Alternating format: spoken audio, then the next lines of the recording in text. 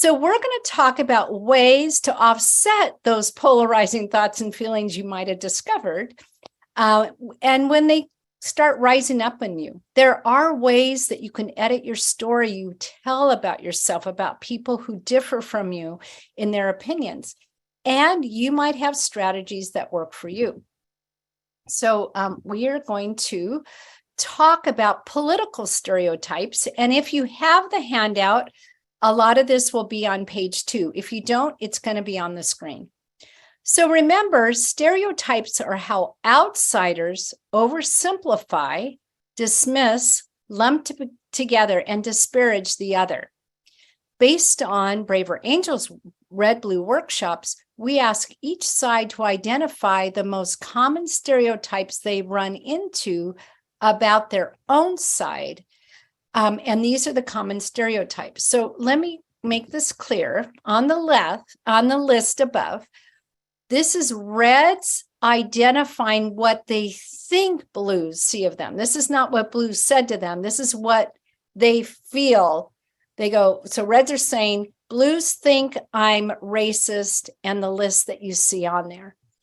And then we asked blues the same question, and they had a list also. So this isn't what red said to the blues in the meeting. We never have them do that. The blues were telling us what they think reds think of them. So you can see, neither list is lovely to be called a racist or to be called arrogant or unpatriotic or anti-science or any of those things. Stereotypes are not fun. Let's just put it that way. There are ways to challenge stereotypes in your own thinking. And that's where you can tell yourself the other group is more varied than the stereotype. And our group, whatever group you're in, is more varied than the stereotype. You can acknowledge their political views and motivations, but they're more complicated than the rhetoric that you've been hearing. So acknowledge the fact that it's not as simple as the stereotype. You can recognize that life experiences inform people's views, and they could be very different from your own. Someone mentioned that they were from we had someone in our main room sharing that she lives near a rural area, which is different than our own. So our experiences and where we live can shape how we think and feel. And then it's really helpful to develop relationships with a variety of people who differ from you politically. Relationships really help undermine those stereotypes. And that book group I mentioned reminds me that the stereotypes don't fit the people that I know and love directly. You can read and listen to what we mean by thought leaders, are just people who write different information on the other side to hear the points of view that they have. So instead of just reading people on our own side, we can be listening to people on the other side also. And then if you really want to go all out, you can work to develop an understanding of the history and strands of thought of others who hold different political views than yours. That may take a lot of work. If you just work on the first few, you'll get a long way. So one thing we like to discuss is making depolarizing distinctions. So distinguish between positions people hold and the people themselves. You can believe a viewpoint is completely wrong without believing that everybody who holds that view is stupid or ill-motivated or view them with contempt. You can disagree between policies and core values. Policies are means to ends, ways to support or enact values, not values themselves. People can differ sharply on policies like the role of government and have similar goals for the country and its people. And in the Braver Angels Common Ground workshops, we have people who hold vastly different views come up with areas of agreement, and we often find there's many more than we realize. You can also distinguish between inconsistency and hypocrisy. Resist the pull to assume that any inconsistency in someone's argument or ideas is revealing a hypocrisy. Inconsistencies between stated values and actual behavior come from often blind spots or the inevitable tensions between competing values. So be really reluctant to use the label of a hypocrite to large numbers of fellow citizens who disagree with you, even when their positions seem contradictory. You might seem inconsistent to them. So now we're going to get to another breakout room, and we're going to have you think about how you personally can resist stereotyping others. And again, in Braver Angels, we always talk from ourselves. We don't talk for a larger group. So to remind ourselves, stereotypes are how outsiders oversimplify, dismiss, lump together, or disparage the other. So given the natural human tendency to stereotype groups who are different, what strategies have you found helpful to counteract stereotypes you find yourself holding on any issue? Political, climate, government, community. In other words, think about the stereotypes you might hold. And now, how do you resist stereotyping everybody else when you think about that? So take a second or two to think about that.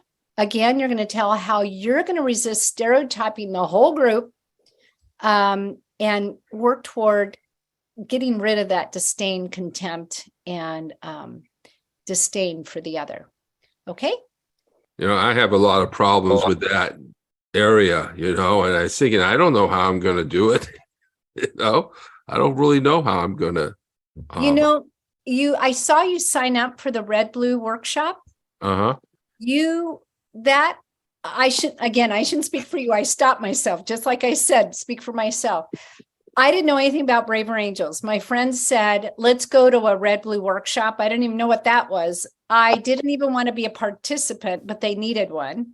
Mm-hmm. It was so eye-opening, and it locked right away. I left. I met Susan Rico, who's on this call, Barbara Farmer, who's on this call. They are politically different from me. And when they spoke, they were breaking my stereotypes. I went, no, you can't be speaking like that. You, what? We agree on this? Seriously? This is all my inner talk. Yeah. And afterwards, I went up to them and I said, I would love to have coffee with you because you are breaking my stereotypes. And that's how our alliance got started. And it's been such a gift. So try to immerse yourself with people on the other side. And the main thing we have found, and I'm going to talk about this with the whole group, is if you ask people how they came to their feelings and thought, like what personal experiences led them here, a lot of time that really gives you an insight. And I'll give you a good example. We did a Common Ground workshop, pro-life, pro-choice, right after it leaked that the Supreme Court ruling was going to happen, when people were really upset. And people thought, no, you're crazy to do a Common Ground workshop on that. That Common Ground workshop, it starts with people telling a short story or thought about why they feel the way they do. You can imagine all across the political divide, people had personal reasons for feeling the way they did. And their stories made me feel compassionate to every single person on that call. And there were men and women. And they got me to think about the issue is way more complicated than just right or wrong. And I was on that call, I believe.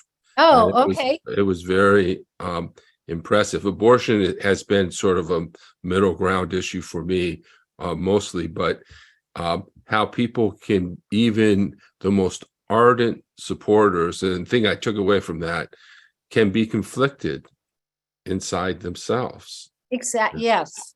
Or how someone was pro-life and then chose pro-choice, or vice versa, based on their experience. So, we did a Common Ground workshop on how to teach race and racism in schools with a very diverse group. And I was a little nervous about it. It was in person, and I thought it might blow up. And the thing is they ask for that, since you've been in one, what are the values?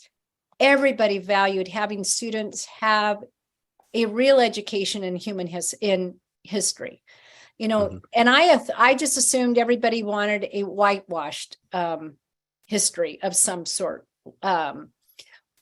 No pun intended. I just meant, a Right. one version story. Mhm. There were so many common values and solutions that it was really, really mind-blowing and hopeful making for me.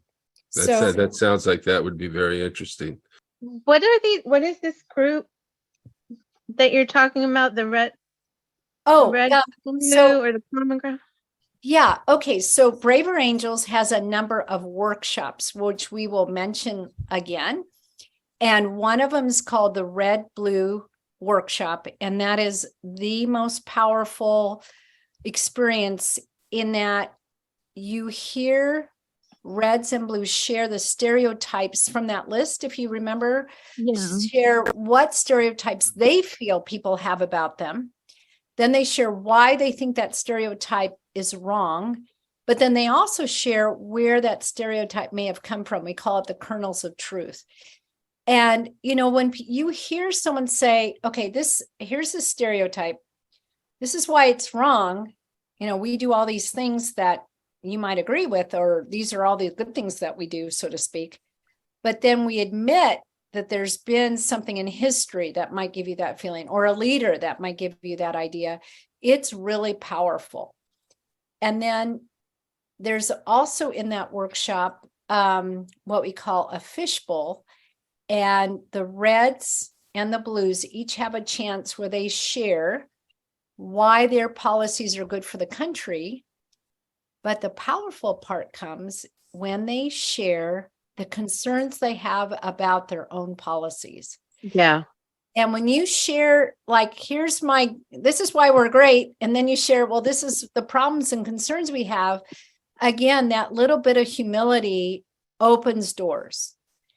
And it's so powerful. And then the common ground workshop is when we take one issue and each side shares their values, their concerns, and possible solutions for a given topic. And then we post all of them and we look for the areas that we can have 100% agreement.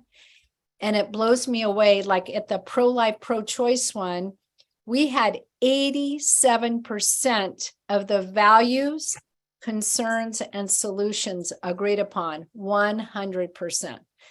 So, yeah, there weren't going to people say, let all abortions happen everywhere. The other group's coming, so I'm going to stop now. But anyway, that gives you an idea. Yeah, but I can say I'm not terribly surprised about that 80%. Yeah. We just focus on the other 20. Exactly. We are going to just take a few hands for people who would like to share how they are going to resist stereotyping others. And I have to work on this more than once in a while. Okay, Jeffrey, your hand is up. How are you going to resist stereotyping? And we're going to focus on staying on that question, okay? Sorry, my mic was off. Sorry. Okay, I'm gonna that's try. all right. I'm gonna try to explain it the best I can. Okay. Okay.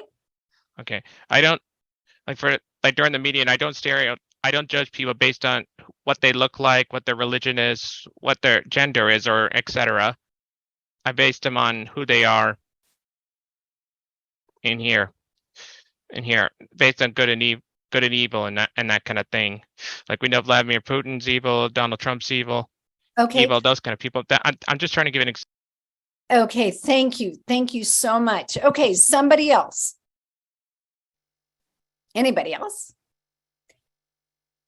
Okay, all right. Jayla, unmute yourself. Can I speak? Okay, we have Jayla next. If you know how to use the raise hand function, because I couldn't see who that is. There's 4 screens. I can't see everybody. But Jayla, go. And if I can't see your hand, I will ask for you in just a minute. Jayla, are you still with us? Yeah. Okay, go ahead. So I try not to stereotype because I feel like my generation already does that. And I've been stereotyped basically all my life. So I try not to. But in many ways, I kind of do is probably talk to that person and get their point of view. And even if we have different point of views, I still will try to be like friends with them. Okay. What in the while you were in the breakout room, we had a couple people who couldn't get back in the breakout room, and we were talking how personal stories can help you understand someone's view. So sometimes you can ask people, how did you come to that view? And sometimes that part, that personal story, will help you. Okay, Jack, were you the one that wanted to speak? Go for Yes.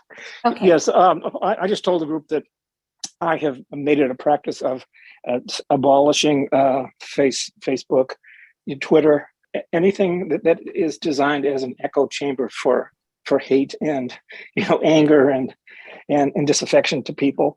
And of course, I think also much of our population is victimized by a press and by a news presence that is just totally skewed and basically untrue. So I feel very lucky that I'm not subject to that. And I try to view people who are subject to that as victims more than as bad people. Okay, thank you so much. Betsy, Jordan, I saw that Alan had his hand raised also. Oh, okay, Alan, and then Bethany. Okay. Alan? Okay. Yeah. I want to say that, I'm working on trying not to stereotype between right and left wing parties, and just have compassion for both sides. And part of what's helped me have compassion is like being vegan and being green. And even though a lot of the right wing sides don't really agree with that, they still tend to have compassion for me. So that's a good thing. And you know what? I actually know some Reds that are vegan and share some of your views. So keep looking and you might discover that there's a wide expanse of people out there. But thank you for sharing. Okay, Bethany and then Beth.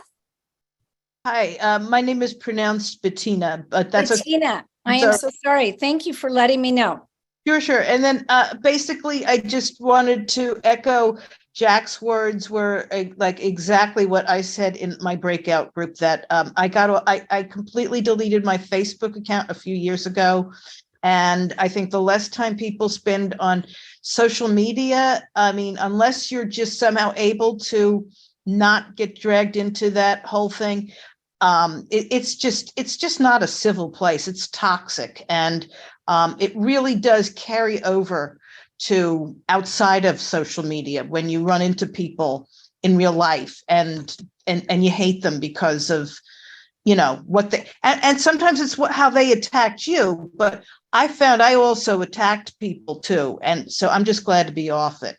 Okay, thank you. Okay, Beth, you get the last word because we're just having one person each time. So go ahead, Beth. So I did want to echo what Jack and Bettina, is it Jack or John?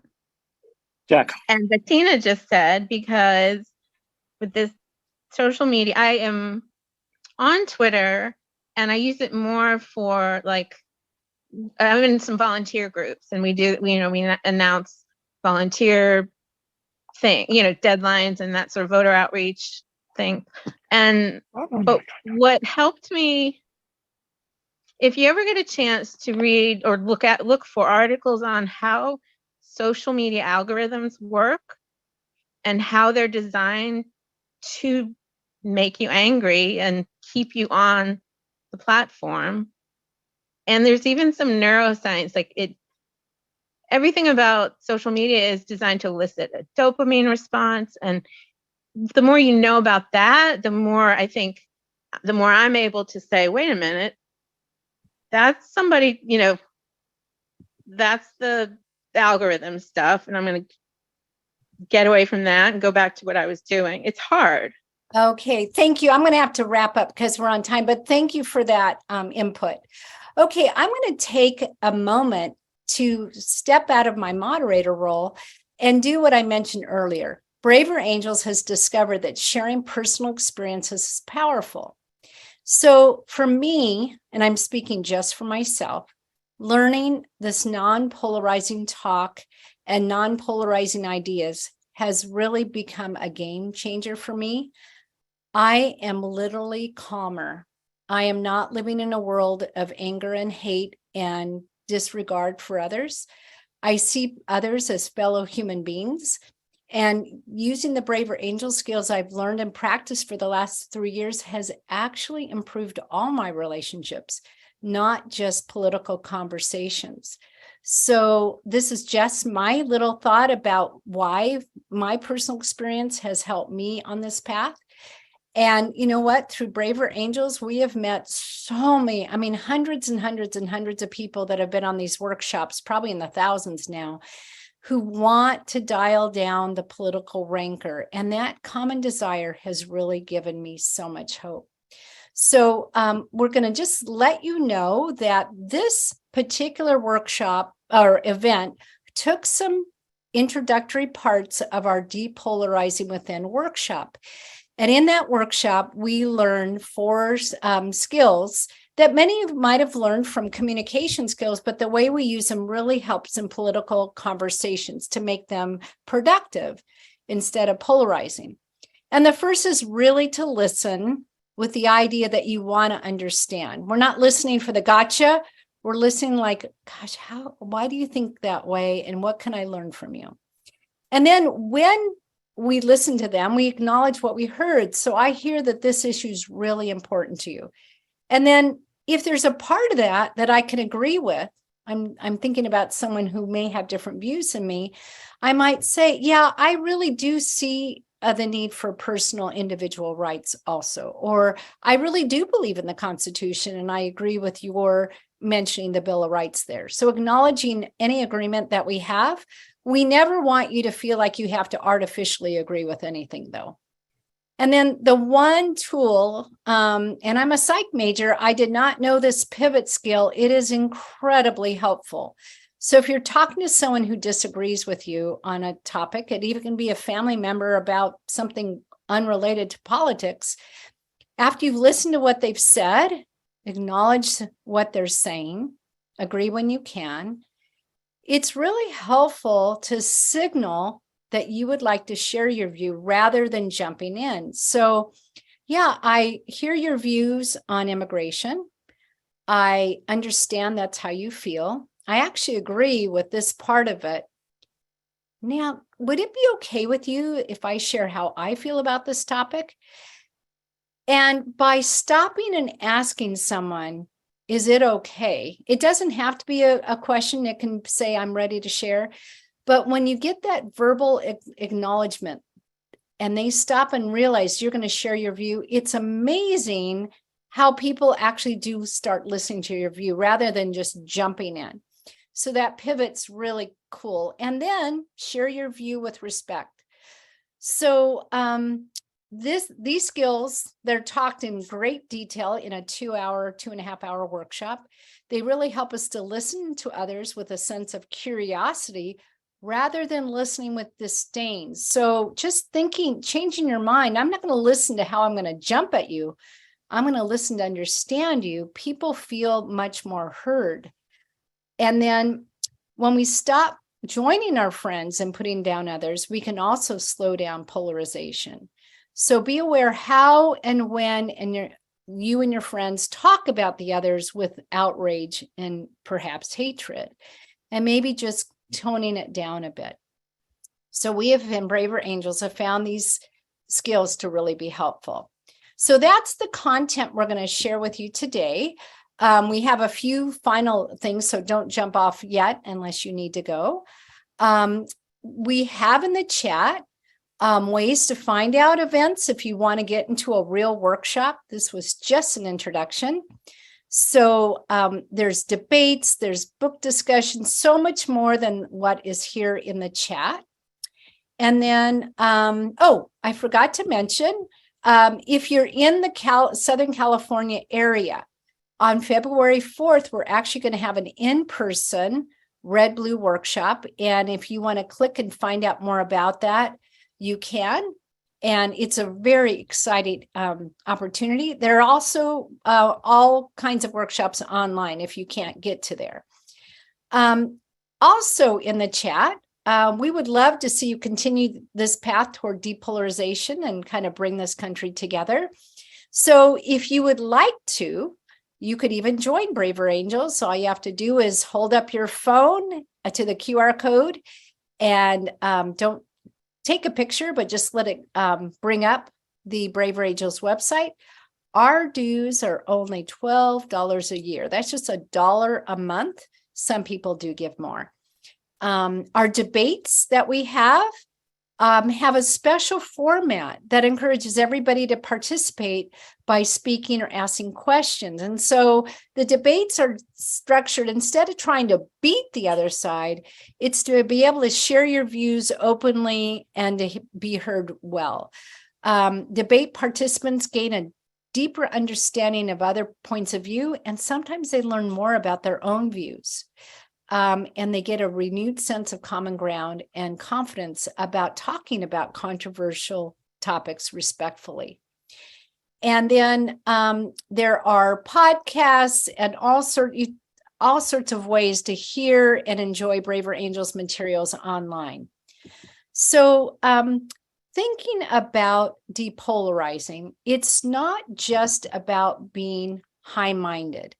It's actually very pragmatic. Many of the differences today that we have as a country have been around in some form since the beginning of our nation, and they're not going to disappear. If you think about it, our current whipsaw approach to polarized policymaking just leads to undoing each other's policies every 4 to 6 years. The result is paralysis and cynicism about government. So quoting a Braver Angels workshop participant, that person said, "Neither side is going to vanquish the other. So we better figure out how to get along so that we can run this country effectively." And then your polarizing influence in your social circles is apt to occur over time. You're not going to convince your friends overnight to change their views. And basically, I wouldn't try that. I would try to be genuine and use your skills, and then people might pick up and remember what you said and think about it. I would like to thank Richard Procida from Truth and Democracy Coalition for this joint event.